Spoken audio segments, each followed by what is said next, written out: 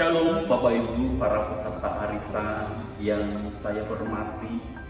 Kita patut bersyukur hari ini Tuhan memberikan kesempatan kepada kita untuk merenungkan kebenaran firman Tuhan di dalam momen malam arisan yang berbahagia. Mari saya mengajak kita terlebih dahulu untuk berdoa, mempersiapkan hati dan pikiran kita di hadapan Tuhan. Kita bersatu di dalam doa. Bapa di surga, terima kasih, kami bersyukur waktu yang indah Tuhan berikan kami di dalam persekutuan malam arisan petang hari ini. Biarlah Tuhan yang terus memimpin kami, menolong kami, sehingga kami menjadi pribadi-pribadi yang Tuhan pakai menjadi saluran berkat Tuhan dimanapun kami berada. Hari ini kami rindu Tuhan yang berbicara secara pribadi, sehingga kebenaran firman itu dapat kami lakukan di dalam hidup kami. Terima kasih Tuhan, di dalam nama Tuhan Yesus kami siap merenungkan kebenaran firman-Mu. Kami berdoa dan bersyukur. Amin. Para peserta arisan yang berbahagia, firman Tuhan hari ini saya berikan judul Humility, the first virtue, atau kerendahan hati adalah kebajikan pertama yang harus menjadi landasan kita untuk hidup sebagai para murid Kristus. Saya mengajak kita untuk membuka bagian Alkitab di dalam Filipi, pasal yang kedua, ayat yang pertama sampai ayat yang ke-11. Filipi, pasal yang kedua, ayat pertama sampai ayat yang ke-11, saya akan bacakan untuk kita semua. Nasihat supaya bersatu dan merendahkan diri seperti Kristus. Jadi karena di dalam Kristus ada nasihat, ada penghiburan kasih, ada persekutuan roh, ada kasih mesra dan belas kasihan. Karena itu sempurnakanlah sukacitaku dengan ini. Hendaklah kamu sehati sepikir dalam satu kasih, satu jiwa, satu tujuan, dengan tidak mencari kepentingan sendiri atau puji-pujian yang sia-sia. Sebaliknya hendaklah dengan rendah hati, yang seorang menganggap yang lain lebih utama daripada dirinya sendiri. Dan janganlah tiap-tiap orang hanya memperhatikan kepentingannya sendiri, tetapi kepentingan orang lain juga. Hendaklah kamu dalam hidupmu bersama menaruh pikiran dan perasaan yang terdapat juga dalam Kristus Yesus, yang walaupun dalam rupa Allah tidak menganggap kesetaraan dengan Allah itu sebagai milik yang harus dipertahankan, melainkan ia telah mengosongkan dirinya sendiri dan mengambil rupa seorang hamba dan menjadi sama dengan manusia. Dan dalam keadaan sebagai manusia, ia telah merendahkan dirinya dan taat sampai mati, bahkan sampai mati di kayu salib. Itulah sebabnya Allah sangat meninggikan dia dan mengaruniakan kepadanya nama di atas segala nama, supaya dalam nama Yesus bertekuk lutut segala yang ada di langit dan yang ada di atas bumi dan yang ada di bawah bumi, dan segala lidah mengaku Yesus Kristus adalah Tuhan, bagi kemuliaan Allah Bapa. Sampai sejauh ini pembacaan firman Tuhan. Berbahagialah kita yang bukan hanya mendengar, tetapi juga melakukan dan menghidupinya di dalam kehidupan kita setiap hari. Bapak Ibu, para peserta arisan yang Tuhan Yesus kasihi, pasti kita sudah tidak asing dengan kata rendah hati. Kita pastinya selalu mendengar kata tersebut di dalam keseharian kita setiap waktu dan setiap saat. Bahkan orang-orang di sekitar kita terkadang memperbincangkan dan mengajarkan, menasehati untuk kita menjaga hidup supaya kita tidak sombong atau tetap rendah hati. Ketika orang lain mengatakan rendah hati, pasti ada kata keluar yang lain, yaitu tidak sombong dan tidak angkuh. Rendah hati yang kita bahas bukan berbicara tentang hati yang rendah, bukan. Rendah hati yang dimaksud yaitu sikap ketika kita menyadari keterbatasan kemampuan diri dan ketidakmampuan diri sendiri, sehingga dengan begitu kita tidak menjadi orang yang angkuh atau orang yang sombong.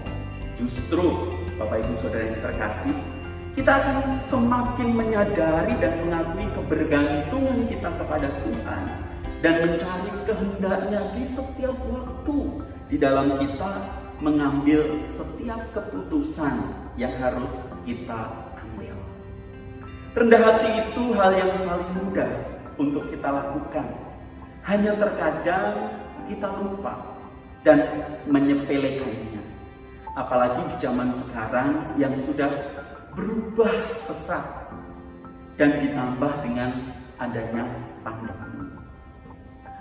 Seorang filsuf dari China kuno yang bernama Confucius di dalam tulisannya pernah mengatakan sebuah kalimat seperti ini.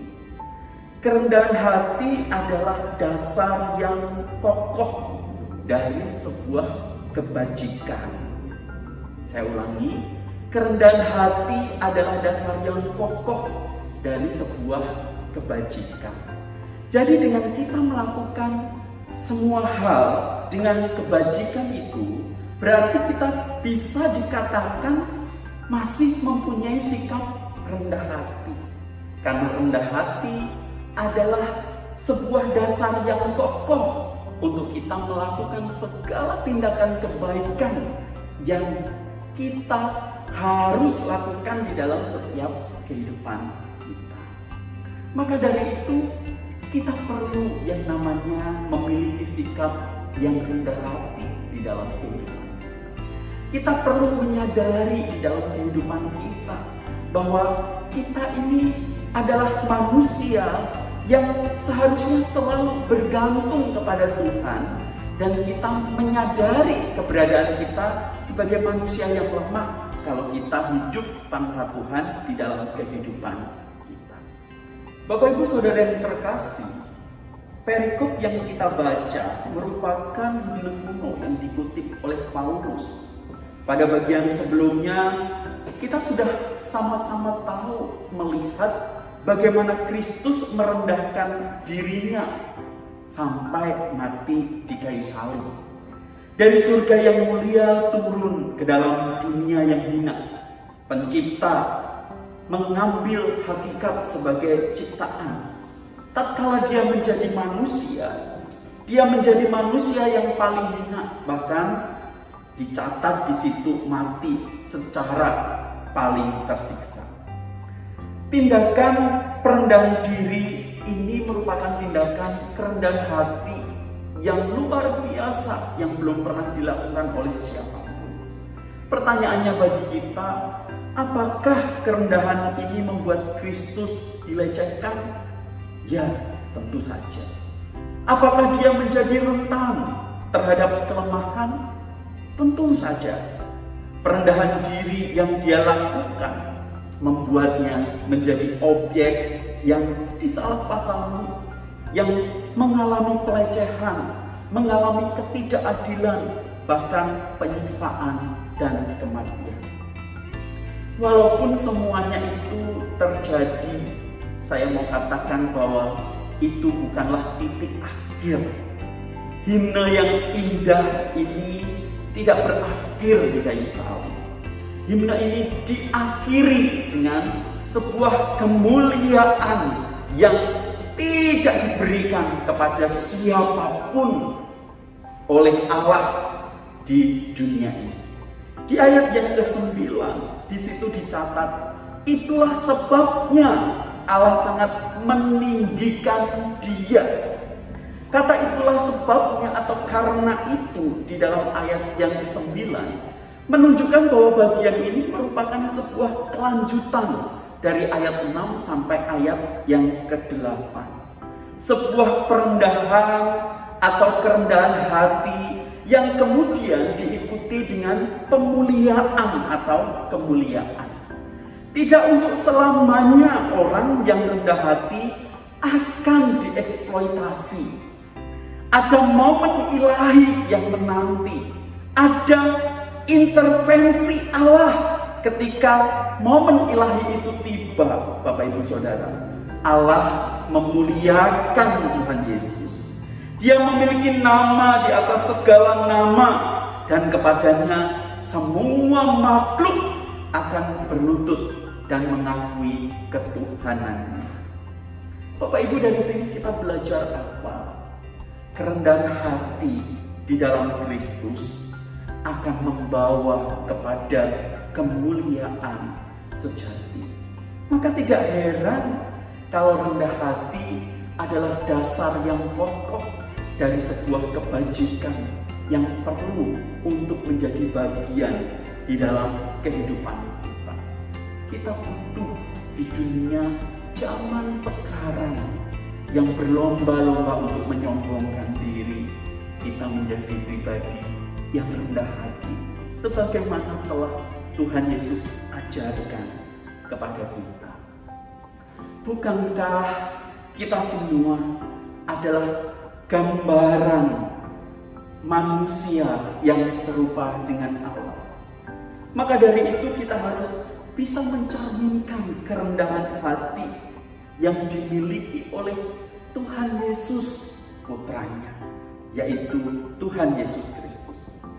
Kerendahan hati yang dimiliki inilah yang seharusnya menjadi dasar untuk kita mengikuti teladan yang luar biasa, sehingga kita menjadi pribadi-pribadi, murid-murid Kristus yang selalu rendah hati di dalam kehidupan kita. Bukankah Ia Allah yang rela mati untuk kita manusia yang berdosa? Bukankah Ia telah taat untuk menyelesaikan tugas yang diterimanya dari Bapa, yaitu untuk menyelamatkan manusia yang berdosa seperti kita? Ketika kita telah diselamatkan, tentu saja melalui kerendahan hatian daripada Tuhan Yesus di dalam kehidupan kita, kita memiliki satu tugas ilahi yang harus kita jalankan. Tidak sekedar kita menikmati keselamatan itu karena pengorbanan dan kerendahan hati yang telah diberikan kepada Tuhan Yesus. Justru ketika kita menerima keselamatan di dalam Kristus, maka kita memiliki tugas untuk menyatakan kerendahan hati itu kepada semua orang yang membutuhkannya. Bapak Ibu, rekan-rekan yang terkasih, hari ini di tempat ini kita semua dipanggil untuk menjadi pribadi-pribadi yang rendah hati. Panggilan itu begitu nyata supaya kita semakin hari semakin menjadi murid Kristus yang mengemban akan perintah Tuhan di dalam kehidupan kita. Dengan cara apa kita dapat menunjukkan pribadi kita menjadi seorang pribadi yang rendah hati? Tentu dengan kita melibatkan diri kita di dalam setiap pelayanan yang Tuhan percayakan. Bapak Ibu, pendidikan adalah salah satu ladang pelayanan yang perlu menjadi pemikiran kita bersama. Kalau kita hari ini sudah terlibat di dalam arisan untuk pembangunan sekolah Kristen, itu adalah bagian dari keterlibatan kita untuk ambil bagian di dalam pelayanan yang Tuhan percayakan. Dan biarlah kerendahan hati yang ditunjukkan oleh Kristus menjadi tekad kita bersama untuk mengambil bagian lebih di dalam pelayanan yang Tuhan percayakan melalui pelayanan pendidikan. Ada begitu banyak hal yang bisa kita lakukan selain arisan, tetapi biarlah kita memiliki hati yang selalu tertuju kepada Kristus, yang rindu untuk mengorbankan diri dan terus rendah hati melayani Tuhan di dalam setiap pelayanan yang Tuhan percayakan. Beramal, menabung, bersekutu, dan membuka wawasan. Itulah moto dari arisan yang diselenggarakan di dalam arisan Kalang Kudus.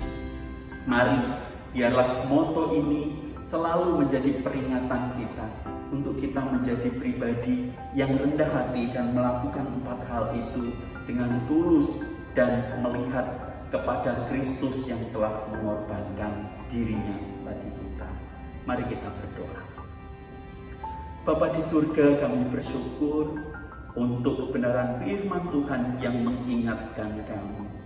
Di tengah-tengah dunia yang saat hari ini sedang berlomba-lomba untuk menonjolkan diri, kami rindu biar kami semakin menyadari bahwa kami harus selalu belajar rendah hati di hadapan Tuhan.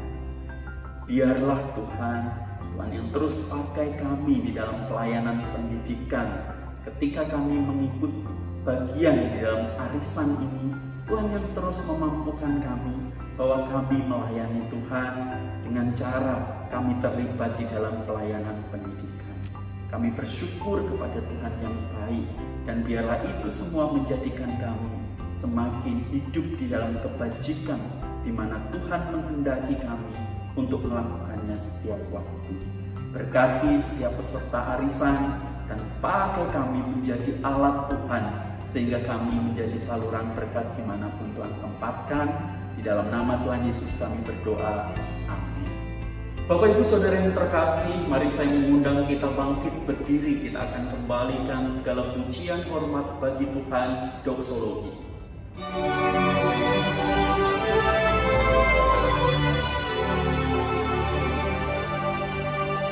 Puji Allah Bapa Putra,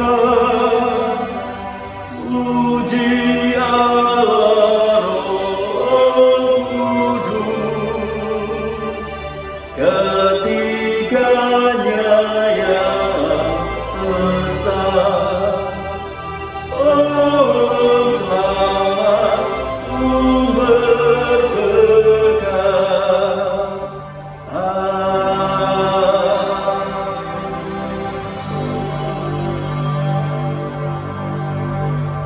Bapak Ibu Saudara yang terkasih, setiap kita dipanggil untuk hidup serupa dengan Kristus. Setiap kita dipanggil untuk belajar menjadi pribadi yang rendah hati di hadapan-Nya.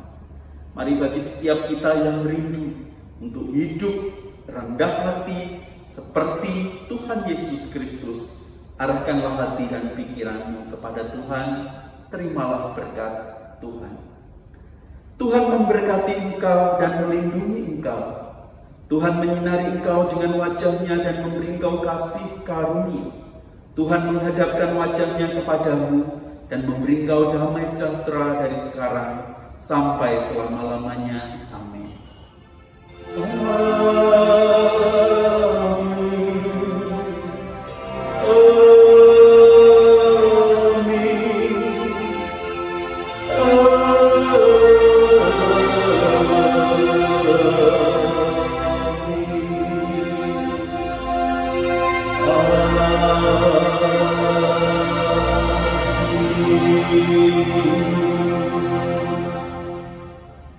Ibadah selesai, jemaat dipersilahkan duduk. Tuhan memberkati.